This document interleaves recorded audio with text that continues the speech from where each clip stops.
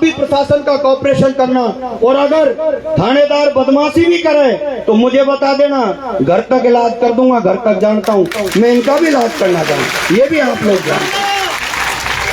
मेरे भाइयों, आप लोगों से मैं इतना ही कहूंगा कि आपकी एकता, आपका संगठन और आप मजबूती से रहना। आप ये मत सोच लेना कि हमारा भाई, हमारा टाइगर, हमारा शेर नरेश मीणा अगर जेल में है तो वो कोई कमजोर हो गया है। एक नरेश मीणा जेल में, लेकिन मैं कहना चाहता हूं, ये हत्यारी भाजपा की सरकार, तुम लोगों ने, मैं कह देता हूं बुरा लग जाता है, तुम लोगों ने जगन गुजर को अजमेर की जेल में मरवा दिया, लटूर मीणा को दौसा की जेल में मरवा दिया। मुझे शक है कि नरेश मीणा को तुम लोग टोंक की जेल में मरवाना चाहते हो। अगर नरेश मीणा पर खरोच भी आई, नरेश मीणा पर खरोच भी आई तो राजस्थान की जेलों में आग लगा देंगे, आग लगा देंगे। ये भी आग कमजोर समझने की कोशिश। मेरे भाइयों, इस भाईचारे को मजबूत रखना, कि भाई से भाई को मिलने का, भाई से भाई की ताकत रखना। और मैं आपसे कह के जा रहा हूं, कोई सरकार की कोई औकात नहीं है हमारा घर उजाड़ दें। रही बात इनकी शेर छोड़ने की, हम तो सोच रहे हैं साहब, हिंदुस्तान में पहले ही शेर कम है, तुम खरीद करके ला रहे हो, यहाँ पाल रहे हो। नहीं तो हमारे बड़े बूढ़े ने शेरों का ही तो शिकार किया आज तक। अगर हमारे बुजुर्गों का इतिहास देखोगे, जो जंगलों में रहे, आदिवासी रहे, पहाड़ों में रहे, उन्होंने तो शेरों के ही शिकार करे। कहीं ऐसा नहीं हो जाए कि किसी दिन शेर फिर गायब हो जाए, फिर तुम सोचते ढूंढते ढूंढे कि शेर खा गए।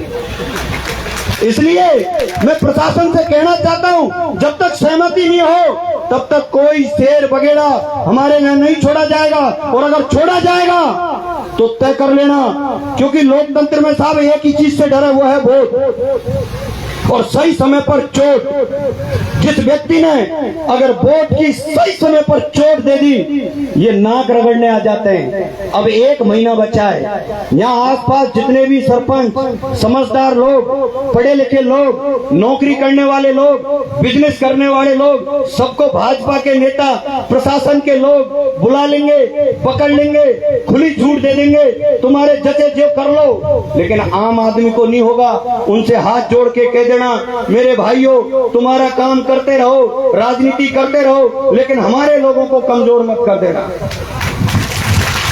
उनसे हाथ जोड़ना, मैं गाड़ी देने के लिए नहीं कहता किसी से, मैं हाथ जोड़ने की कहता हूं। उनके पैर पकड़ लेना, कोई बड़ा एमएलए मंत्री आ जाए, सांसद अपने एरिया में आ जाए, क्योंकि साहब वोट वो ताकत होती है कि हम लोग भूल जाते हैं कि 5 साल में वोट देना किसको। नेता तो भिखारी होता है, भिखारी की तरह भीख मांगने आता है, तब हम हमारा वोट देते हैं। वोट देते उस दिन हम राजा होते हैं, लेकिन जैसे ही हमारे वोट से नेता राजा बन जाता है, हम भिखारी रह जाते हैं, पीछे पीछे घूमते हैं। अब जब वो राजा हमारे बीच में आए, पूरा गांव घेर के पैर पकड़ के बैठ जाओ, जाने नहीं देंगे। अगर हमारा समाधान नहीं हुआ तो नेता को गांव में आ तो जाए, जाने मत देना। ये भी आप लोगों को ध्यान रखना। अंत में मैं ये कहूंगा कि जो भी आपकी कमेटी है, असहमति पत्र का अभियान चलाएं।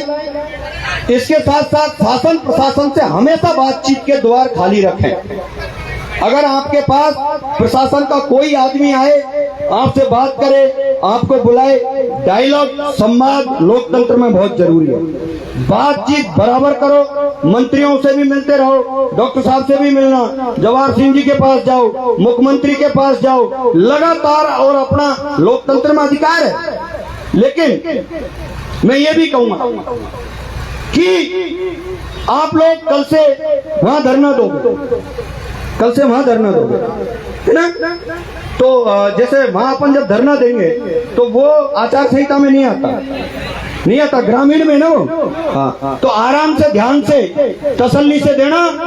मैं दोबारा भी तुम्हारे बीच में आऊंगा, और भगवान ने चाहा तो जल्दी जब मैं दोबारा आऊंगा तो नरेश भाई साहब को भी साथ लेके ही आऊंगा।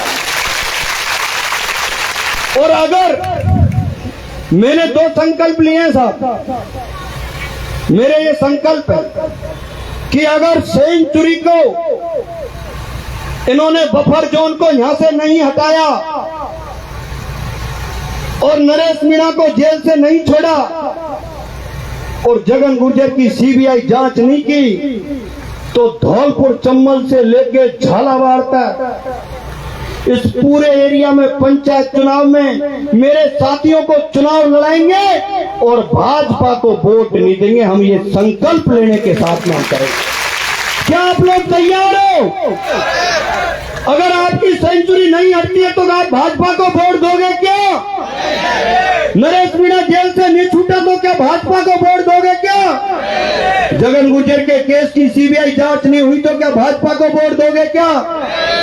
बहुत बहुत धन्यवाद। राम राम साहब। बहुत बहुत धन्यवाद आदरणीय पहले खटाना साहब, आप हमारे बीच में पधारे। बहुत ही ओजस्वी वाणी में आपने अपना उद्बोधन दिया, साथ ही तो सरकार को चारों तरफ से घेर करके आपने संवाद मंच के माध्यम से दिया। मैं बहुत बहुत धन्यवाद देता हूं आपको। साथ ही ये सर्व समाज का मंच है, अपने हक और अधिकारों को मजबूत करने के लिए सजाया गया है। साथ ही मैं अगले वक्ता के तौर पर आमंत्रित करता हूं कि भाई